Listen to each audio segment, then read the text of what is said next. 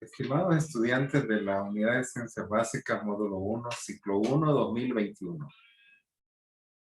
Con mucho agrado, presentamos ahora el primer laboratorio de microanatomía, el origen de los tejidos. Los objetivos específicos de este laboratorio son identificar las estructuras que se forman en el proceso del origen de los tejidos humanos, diferenciar las capas que forman el disco embrionario, identificar las estructuras que derivan del mesoblasto, ectoblasto y endoblasto.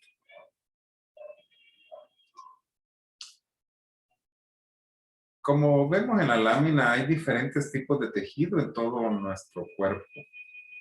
El ser humano es uno de los tejidos, de los organismos que tienen mayor cantidad de tejidos, y un tejido es un grupo de células que tienen un origen embrionario común y funcionan en conjunto para realizar actividades especializadas. Aquí, por ejemplo, podemos ver el tejido de la tráquea, el tejido conectivo en la parte del hombro, el tejido en el encéfalo, el tejido también en el sistema digestivo, el sistema musculoesquelético, el tejido óseo, tejido conjuntivo denso, la sangre, que es un tejido único también, tejido adiposo. Bueno, tenemos varios tipos de tejidos. Ahora, hay 4 tipos de tejidos básicos en el cuerpo humano que realizan diversas funciones, como la de protección, soporte, comunicación intercelular y resistencia contra enfermedades, entre otras. En cada célula se llevan a cabo una gran cantidad de reacciones. Sin embargo, una célula rara vez funciona como una unidad aislada en el organismo, sino que forman agrupaciones que se les llama tejidos. Esos tejidos a su vez van a conformar órganos, y los órganos a los sistemas, y los sistemas pues a los órganos. Ahora, como les mencionaba, vamos a analizar aquí los tejidos básicos y el origen de esto. Ahora, los tejidos básicos son 4. Tejido epitelial, conectivo, muscular y nervioso. Estos tejidos pueden ser de consistencia sólida, como vemos aquí en esta lámina primera, como el hueso. Semisólida, como en el caso de los adipocitos, de la grasa, o líquida, como en el caso de la sangre. Aquí también tenemos una microfotografía de tejido epitelial, que veremos más adelante su consistencia, con células muy adheridas, muy unidas. Y otro, como el tejido conectivo, que tiene fibras entre sí, pero también tiene mayor espacio entre las células. No está tan unido como este. Y vamos a ver cada una de esas características en estos laboratorios que vamos a tener de microanatomía. Ahora, la estructura y propiedades específicas de los tejidos dependen de factores como la naturaleza, del medio extracelular que rodea la célula y las conexiones entre las células que componen el tejido. Como ya hemos visto, en el caso de la sangre es líquida, por supuesto, va a estar en un medio acuoso, que es el medio extracelular entre las células.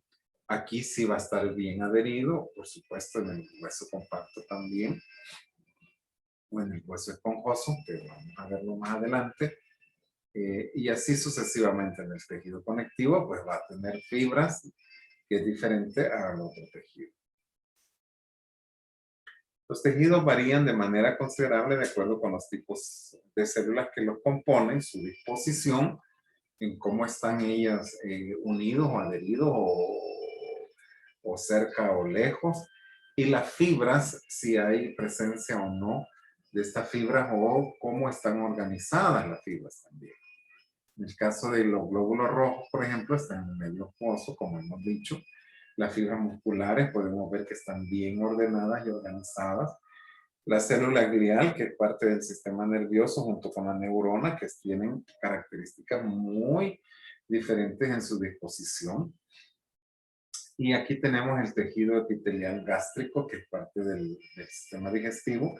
donde vemos que sí las células están muy adheridas y adyacentes unas con otras.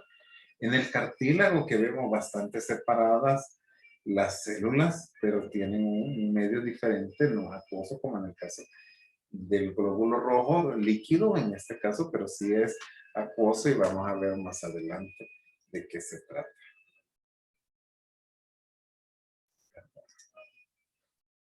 Luego tenemos la fibra del músculo cardíaco, que se parece mucho al muscular, pero que va a tener ciertas características únicas y que lo hace distinto. Miren, no tiene la misma disposición de la fibra que es de las fibras musculares esqueléticas. Y las fibras extracelulares que tenemos en este caso ustedes ven como una maraña, una red de fibras que no están bien organizadas y ya vamos a ver más adelante detalles sobre eso, como sucede en el tejido conectivo. Cuando sucede la fecundación, hay un desarrollo embrionario. Lo primero que se da precisamente es la fecundación del óvulo por un espermatozoide, como todos sabemos perfectamente. Y ahí se dan 4 etapas en el desarrollo embrionario, que son la segmentación, la blastulación, la gastrulación y la organogénesis. En la segmentación, vamos a ver más adelante con más detalle, pero es la repetida división por mitosis del óvulo fecundado hasta llegar al estado de blástula. Y luego viene la blastulación, que conduce a una etapa en la que el cigoto es alcanzado de un gran número de células ya. Y luego ya vienen las otras dos, que no las vamos a ver en esta ocasión, pero que para su conocimiento la gastrulación comprende la invaginación o embolia. Y en el caso de la organogénesis, la formación de los esbozos organógenos y diferenciación de los mismos. Ya se pueden observar ya las siluetas de los órganos ya formados. Entonces sucede esto, ¿verdad? Hay pronúcleos masculino y femenino cuando ya se da la fecundación y hay el compartimiento de ADN o de genes ahí en esta parte para formar ya un nuevo código genético que va a ser ya el del nuevo organismo que se está formando.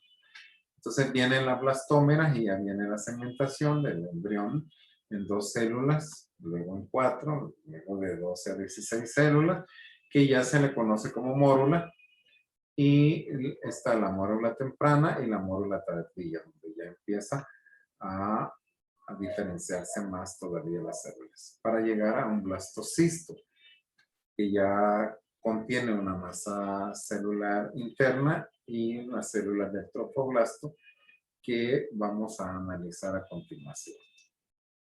Lo primero es el primer estadio, por así decirlo, o fase, que es la segmentación.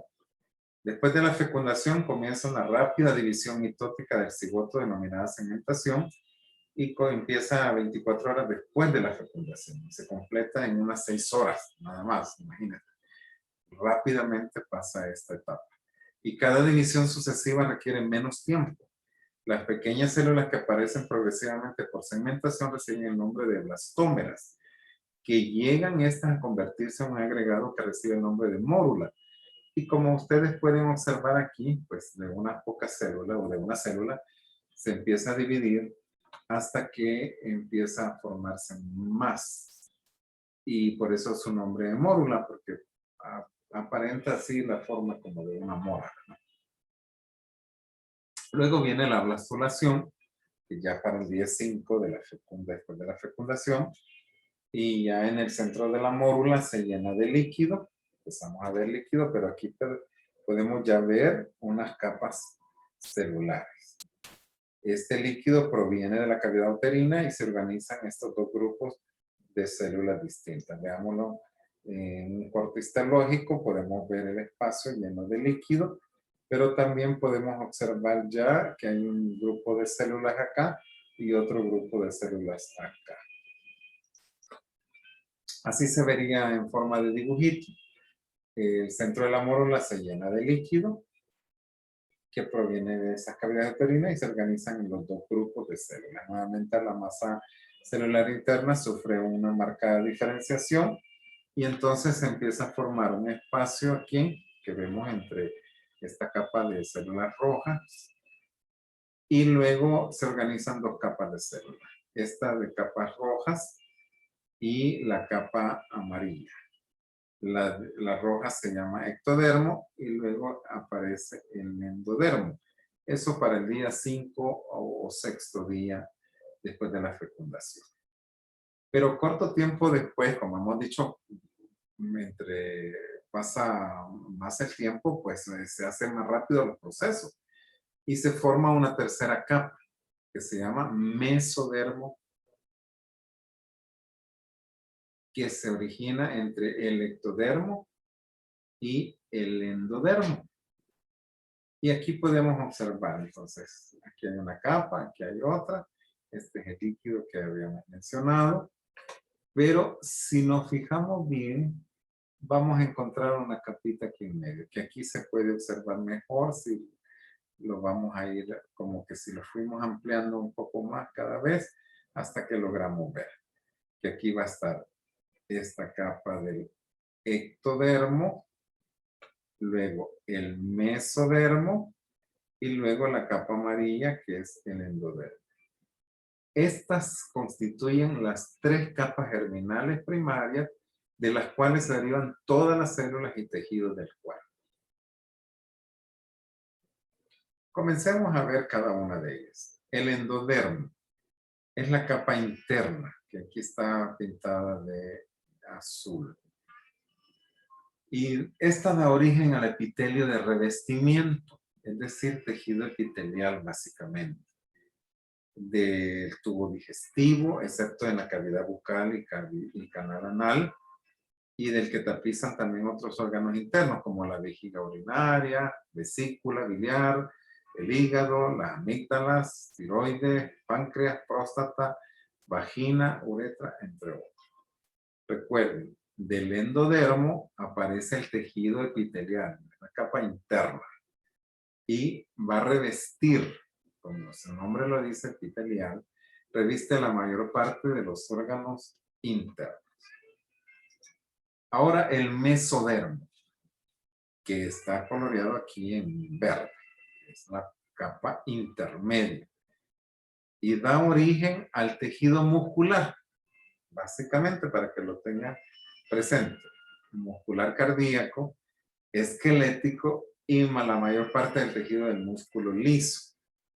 Pero también de ahí se origina cartílago, hueso, sangre, dermis, epitelio de los riñones, uréteres, endotelio de vasos sanguíneos y linfáticos.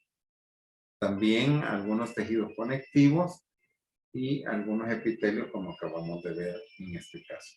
Aunque el anterior, el endodermo, es el encargado básicamente de todo el epitelio, tejido epitelial, pero del mesodermo se dan algunos epitelios como el endotelio de los vasos sanguíneos o el epitelio de los riñones, de los uréteres, ¿verdad? Pero básicamente este es para músculo, el mesodermo. Luego llegamos a la tercera capa, que es el ectodermo, que es la capa externa y da origen a todo el tejido nervioso. Epidermis y sus anexos, el pelo y las uñas, también algunos epitelios de glándulas, como las glándulas cutáneas, las mamarias, las salivales, la pineal, la hipófisis. De la cavidad bucal también, el epitelio de la cavidad bucal y nasal, recuerden que en la primera que veíamos en esta de acá, decíamos que no se forma el epitelio de la cavidad bucal, sino que se forma desde aquí, desde el ectodermo. También el epitelio del canal anal, que tampoco se formaba en el primero, y el neuroepitelio de los órganos sensitivos.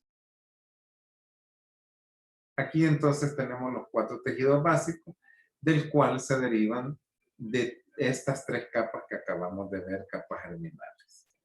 El tejido epitelial, que es el primero que vamos a ver a continuación. Los invito a que puedan observar los siguientes videos para conocer más sobre el tejido epitelial. Y aquí están las fuentes bibliográficas. Muchas gracias por su atención.